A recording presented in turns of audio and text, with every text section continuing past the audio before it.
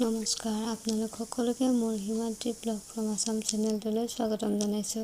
মইনো ঘৰত কেনেকৈ শেৱালি ফুল বনাওঁ তাকে দেখুৱাওঁ বুলি ভাবিছোঁ। আহকচোন চাওঁ।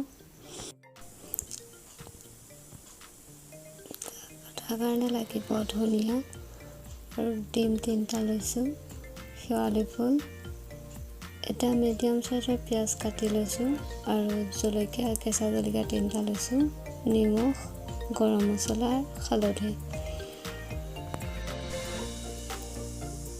কেৰাহী এখন লৈছোঁ, তাত তেল দিছোঁ। তেল আপোনালোকে শেৱালি ফুলৰ পৰিমাণটো চাই পেলাই দিব। তেলখিনি গৰম হোৱাৰ পাছত পিঁয়াজখিনি অলপ ৰঙা হোৱালৈকে ভাজিম।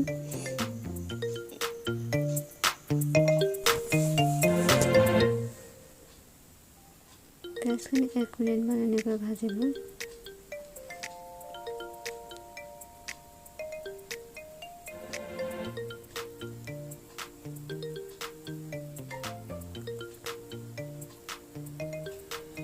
এতিয়া কাটি থোৱা কেঁচা জলকীয়াখিনি দি দিম।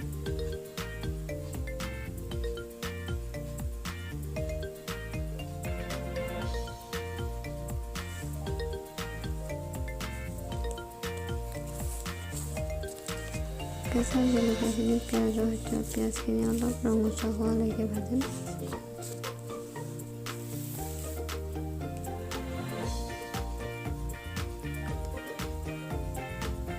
অলপ ৰঙা হ'বলৈ ধৰিছে।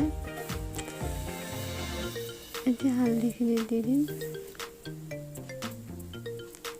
হালধি দিয়াৰ পাছত এতিয়া ধুই লোৱা শেৱালি ফুলখিনি দি দিম।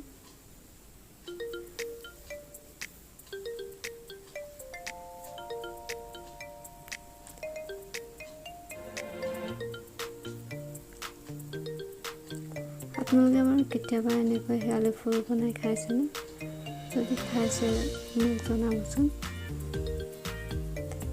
আৰু ভিডিঅ'টো চাই কেনেকুৱা পালে জনাব। আৰু লগতে মোৰ ভিডিঅ'টো যদি ভাল পায় please like, share and subscribe কৰি দিব।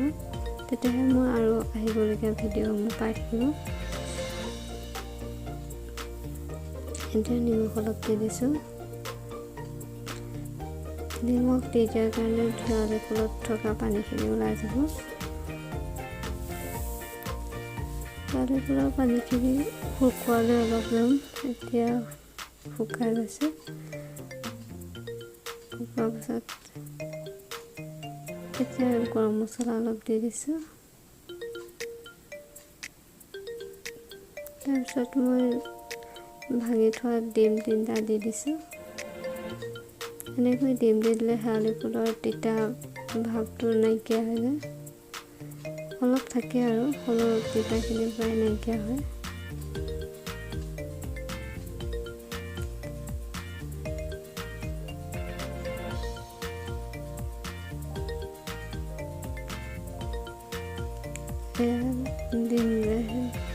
ডিমৰ শেৱালি ফুলৰ ভাজিখন প্ৰায় ৰেডি হৈ গৈছে। কেঁচা ধনিয়াখিনি দি দিছোঁ। ডিমটো পূৰা শেৱালি ফুলৰ লগত পূৰা মিক্স কৰি দিব। এতিয়া মোৰ চাৰ্ভ কৰিবৰ কাৰণে ৰেডি হৈ গৈছে।